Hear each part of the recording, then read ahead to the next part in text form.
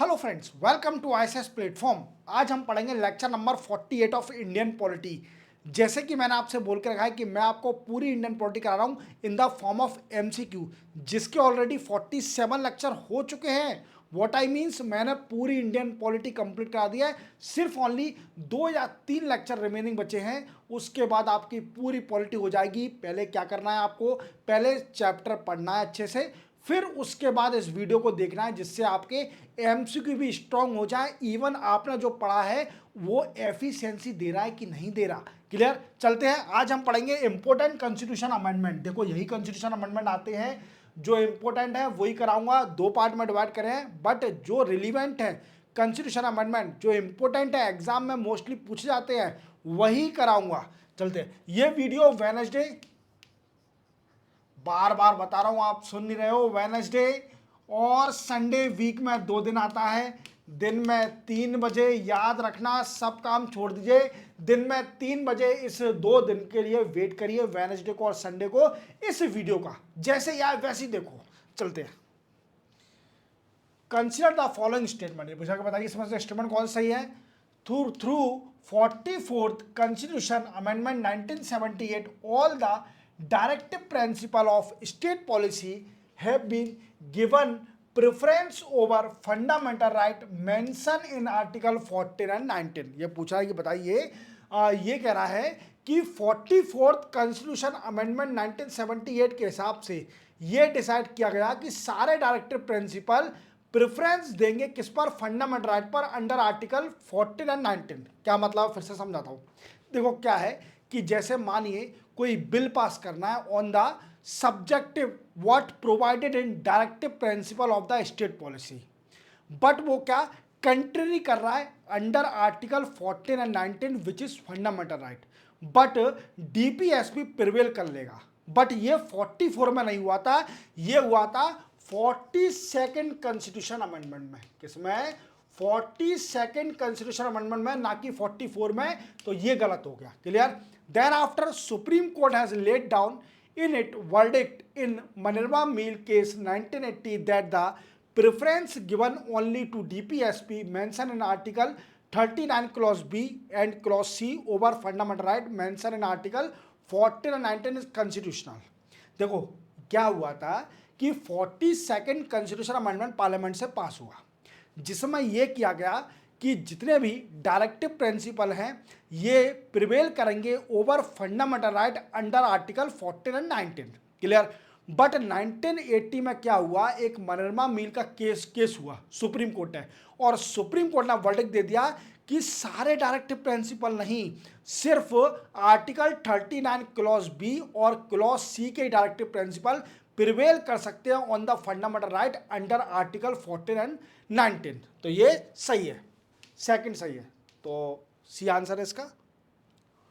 The president power to veto a bill for amendment of the constitution has been taken away by substituting the word shall given as assent by which amendment. ये पूछा कि बताइए किस amendment से ये किया गया कि प्रेसिडेंट अपनी वेटो पावर का यूज नहीं कर सकता इन कॉन्स्टिट्यूशन अमेंडमेंट एक्ट। समझ गया मेरी बात को। अब प्रेसिडेंट को किस में यूज करता है अपनी वेटो पावर? बिल को असेंट देने के लिए। बिल को, जैसे आप जानते हो, कोई भी बिल पास होता है फ्रॉम द लोकसभा और द राज्यसभा, फिर इसके बाद एक्ट बनने के लिए, कानून बनने के लिए वो प्रेसिडेंट पर साइन होने जाता है और उसी को बोलते हैं असेंट। क्लियर। तो क्या है कि ऐसा कौन सा कॉन्स्टिट्यूशन अमेंडमेंट एक्ट है जिसमें यह डिसाइड कर दिया कि प्रेसिडेंट अपनी वेटो पावर को यूज नहीं कर सकता, उसको साइन करना ही पड़ेगा, असेंट देना ही पड़ेगा कॉन्स्टिट्यूशन अमेंडमेंट एक्ट को। तो वो है 44th constitution amendment act. Which one of the following bill must be passed by each house to the Indian Parliament separately by special majority? ये पूछ रहा है कि बताइए ऐसा कौन सा बिल है जो कि सेपरेटली लोकसभा और राज्यसभा पास करती है बाय स्पेशल मेजोरिटी। और स्पेशल मेजोरिटी क्या? 2/3 majority, 2/3 member of parliament present and voting. Clear. तो वो ऑर्डिनरी बिल, स्पेशल मेजोरिटी नहीं लगती। मनी बिल सिर्फ लोकसभा का पार्ट है। फाइनेंस बिल लोकसभा का पार्ट है। कॉन्स्टिट्यूशन अमेंडमेंट बिल इसका आंसर है। क्लियर। कॉन्स्टिट्यूशन अमेंडमेंट बिल में ना ही कोई जॉइंट सिटिंग होती है, ना ही कुछ होगा, सिर्फ ओनली सेपरेटली लोकसभा और राज्यसभा को पास करना पड़ेगा बाय स्पेशल मेजोरिटी। चलते हैं, अमेंडमेंट टू द कॉन्स्टिट्यूशन में भी इनिशिएटेड, ये पूछा है कि बताइए कॉन्स्टिट्यूशन का अमेंडमेंट कहाँ इनिशिएट किया जाता है, तो किसी भी हाउस में हो सकता है, लोकसभा में भी राज्यसभा में भी, कोई जरूरी नहीं है। अगर यहां पर क्या पूछते, मनी बिल, मनी बिल किस हाउस में इनिशिएट किया जाता है, तो डेफिनेटली इसका आंसर लोकसभा होता। According to the Indian constitution the constitution amendment of the following topic require consent of at least half of state legislature. देखो क्या होता है कि कॉन्स्टिट्यूशन अमेंडमेंट जो होता है उसकी दो मेथड है, कॉन्स्टिट्यूशन अमेंडमेंट की दो मेथड है। एक मेथड क्या है कि जो पार्लियामेंट के दोनों हाउस हैं वो बिल को, कॉन्स्टिट्यूशन अमेंडमेंट बिल को पास कर दें, pass by special majority, by special majority.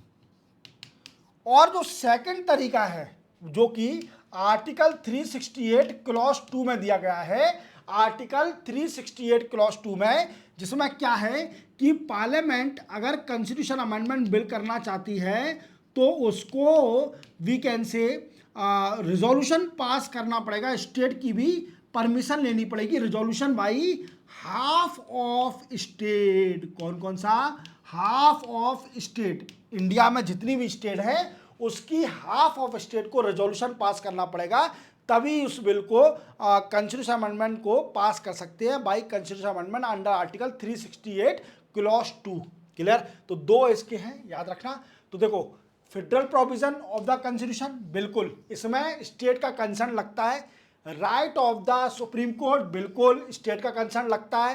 Process of constitution amendment, बिल्कुल इसमें भी प्रोसेस है। Second process, formation of new state, transformation in the border and name of state, नहीं ये गलत है। अंडर आर्टिकल, कौन सा आर्टिकल है, अंडर आर्टिकल 3 में क्या दिया है, अंडर आर्टिकल 3, देखो किसी भी स्टेट का बाइफर्केशन करना या किसी दो स्टेट को मर्ज करना या फिर उसका नाम चेंज करना, तो वो क्या है, सिंपल बिल पास होता है जो कि ऑर्डिनरी बिल होता है। क्लियर, बट इसमें क्या होता है, जो प्रेसिडेंट होता है वो सजेशन मांगता है उस स्टेट से जिस स्टेट का नाम चेंज होना है, उसका बाइफर्केशन होना है, बट जो स्टेट सजेशन देगी वो बाउंडेशन नहीं है सेंट्रल गवर्नमेंट। क्लियर, ये भी याद रखना। तो क्या है, फोर्थ गलत है इसका, then after first second third ये आंसर है। Consider the following statement regarding constitution amendment, ये पूछा कि बताए कौन सा स्टेटमेंट सही है, constitution amendment under article 368 two method of constitution amendment are mention, बिल्कुल सही है। जैसे मैंने प्रीवियस क्वेश्चन में बताया कि दो कॉन्स्टिट्यूशन अमेंडमेंट की मेथड है, पहली कौन सी, पार्लियामेंट बिल पास करेगी कॉन्स्टिट्यूशन अमेंडमेंट का bye special majority with 2/3 member present and voting. Second method, half of state pass the resolution. Clear, second method, constitution amendment bill can be initiated only in Lok Sabha, बिल्कुल गलत है, दोनों house में separately initiate हो सकता है constitution amendment bill. In case of any dispute between the two house of parliament on constitution amendment bill, joint sitting of both house can be summoned, बिल्कुल नहीं, जॉइंट सिटिंग नहीं हो सकती constitution amendment bill में, क्योंकि वो separately पास करा जाता है, सिर्फ ऑर्डिनरी बिल में जॉइंट सिटिंग होती है। Clear, the president can not veto a constitution amendment bill, बिल्कुल सही है, प्रेसिडेंट वेटो का यूज नहीं कर सकता कॉन्स्टिट्यूशन अमेंडमेंट बिल में। और ये कौन से कॉन्स्टिट्यूशन अमेंडमेंट बिल से हुआ था, ये हुआ था 44th कॉन्स्टिट्यूशन अमेंडमेंट, याद रखोगे, वेरी वेरी इंपॉर्टेंट। तो क्या है, फर्स्ट एंड फोर्थ आंसर है। When was the first bill for amendment of the Indian Constitution present, ये पूछा कि बताइए सबसे पहले बिल कौन सा पास हुआ था, कब पास हुआ था कॉन्स्टिट्यूशन अमेंडमेंट के लिए, तो वो हुआ था 1951 में। 1951 में लैंड रिफॉर्म, याद होगा, लैंड रिफॉर्म के लिए बिल पास किया गया था, एग्रेरियन रिफॉर्म, याद रखना। In the event of upper house rejected a constitution amendment bill pass by the lower house, ये पूछा है कि बताइए अगर जो अपर हाउस है, राज्यसभा है, उसने कॉन्स्टिट्यूशन अमेंडमेंट बिल को रिजेक्ट कर दिया तो क्या होगा। क्लियर। तो होगा कुछ नहीं, जॉइंट सेटिंग तो है नहीं, क्लियर। तो जॉइंट सेटिंग हो गई, डेडलॉक की कंडीशन क्रिएट हो गई, तो क्या होगा, बिल ही डिसॉल्व हो जाएगा। क्या हो जाएगा, बिल ड्रॉप हो जाएगा। The first constitution amendment bill pass in 1951 was related to, देखो बताया था मैंने अभी, ये protection of agri reform in certain state, और इसमें शेड्यूल भी ऐड हुआ था इसी से जरिए, जिसको बोलते हैं 9th शेड्यूल। क्या बोलते हैं, 9th schedule, clear. 93rd constitution amendment bill deal with, ये पूछा कि बताइए 93rd कॉन्स्टिट्यूशन अमेंडमेंट बिल किससे डील करता है, तो ये रिजर्वेशन से डील करता है, continuation of reservation for backward class in government job. और इसी ने आर्टिकल 15 में एक क्लॉज जोड़ा था, क्लॉज 5, याद होगा, क्या है कि जो सोशली और एजुकेशनली बैकवर्ड कास्ट है उन सभी को रिजर्वेशन इन एजुकेशन और गवर्नमेंट जॉब, जो हुआ था 93rd कॉन्स्टिट्यूशन अमेंडमेंट बिल से। Right to education introduce through 86th amendment came into force, पूछा कि बताइए 86th कॉन्स्टिट्यूशन अमेंडमेंट बिल आया था, उसके जरिए राइट टू एजुकेशन इंट्रोड्यूस किया गया था। अब वो फोर्स में कब आ गया था, इंप्लीमेंट कब हो गया था, देखो पास तो 2002 में हुआ था, बट 2010 में फोर्स में आया था। इंप्लीमेंट कब हुआ, 2010 में, but 86th constitution amendment act 2002 में हुआ था, बट 2010 में इसको इंप्लीमेंट किया गया था। By which constitution amendment OBC has been given 27th reservation in the admission to education institution, definitely 93rd, अभी बता दिया मैंने आपको 93rd के बारे में। By which one of the following constitution amendment Delhi become NCR, देखो ये पूछ रहा है कि कौन से कॉन्स्टिट्यूशन अमेंडमेंट से दिल्ली को एनसीआर बनाया था, तो वो था 69th कॉन्स्टिट्यूशन अमेंडमेंट एक्ट और 1991, याद रखना, very very important. Which of the following has banned floor crossing by member elected on a party ticket to the legislature, देखो आपको याद है anti defection law, anti defection law, anti defection law कब pass हुआ था, 52nd constitution amendment act 1985, और इसी ने एक और शेड्यूल ऐड किया था हमारे कॉन्स्टिट्यूशन में, जिसको बोलते हैं 10th शेड्यूल। क्या बोलते हैं, 10th शेड्यूल, याद रखोगे, very very important, 52nd constitution amendment act. The authoritative text of the Indian constitution in Hindi was authorized to publish by which of the following constitutional amendment, ये पूछा है कि बताइए इंडियन कॉन्स्टिट्यूशन को हिंदी में ऑथराइज टेक्स्ट लिखने के लिए कौन से कॉन्स्टिट्यूशन अमेंडमेंट से हुआ था, तो वो हुआ था 58th अमेंडमेंट 1987 से, clear. Which one of the following amendment in the constitution related to lowering of age of voter, जैसे मैंने बताया था प्रीवियस लेक्चर में, आर्टिकल 326 क्या है, हमें राइट देता है, किस चीज का, राइट टू वोट, और ये एक लीगल राइट है, बताया था प्रीवियस में, लीगल राइट। और ये कौन सा सुप्रीम कोर्ट का डिसीजन था, Kuldip Nayar versus Union of India, Union of India, clear. और ये लीगल राइट है, और ये पूछा कि बताइए एज रिड्यूस करेगी थी, क्या था 1988 से पहले हमारे इंडिया में 21 ईयर एज थी क्या, वोटिंग करने की, बट क्या हुआ कि 61st कॉन्स्टिट्यूशन अमेंडमेंट एक्ट पास करा गया और 21 ईयर से 18 ईयर एज कर दी वोटिंग राइट, कितनी कर दी, 18 ईयर, तो 61st, याद रखना। 79th amendment of the Indian constitution related to, ये पूछा कि 79th amendment of the Indian constitution किससे रिलेट करता है, तो ये करता है reservation of SC and ST the Lok Sabha and state legislative assembly, जैसे 10 साल 10 ईयर एक्सटेंड करते रहे, क्लियर। पहले क्या हुआ 79th, फिर इसके बाद 87th, देन आफ्टर 95th, याद रखना, ये सारे 10-10 साल एक्सटेंड करा reservation, to SC and ST in Lok Sabha और स्टेट लेजिस्लेचर, याद रखना। तो 3 है इसके अमेंडमेंट, 79, 87 और 95, याद रखना।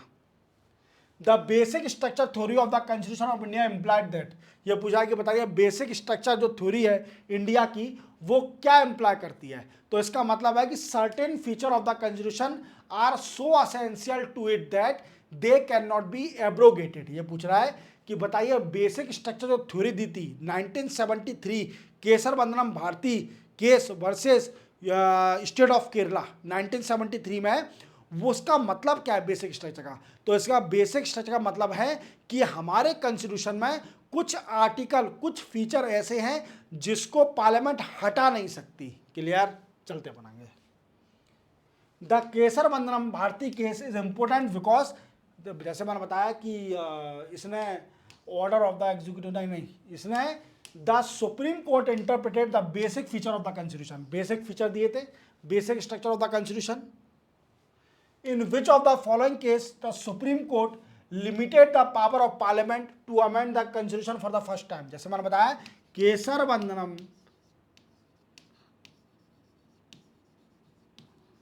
वर्सेस स्टेट ऑफ केरला, जिसमें बेसिक स्ट्रक्चर दिए थे और इसी ने पार्लियामेंट की पावर को रिस्ट्रिक्ट कर दिया था to amend some of the feature of the constitution. Clear, चलते हैं। तो इसी के साथ फर्स्ट पार्ट कॉन्स्टिट्यूशन अमेंडमेंट का मैंने कंप्लीट कर दिया है, देख लेना। आज है वेडनेसडे, अब नेक्स्ट पार्ट आएगा आपको संडे को। क्लियर, सेकंड पार्ट, तब मिलते हैं। चैनल को सब्सक्राइब और बेल आइकन जरूर प्रेस करो, बेल आइकन प्रेस नहीं करोगे तो आपको मेरे किसी भी वीडियो की नोटिफिकेशन नहीं मिलेगी, ये मेरी गारंटी है। क्लियर, मिलते हैं हम कल, तब तक के लिए जय हिंद।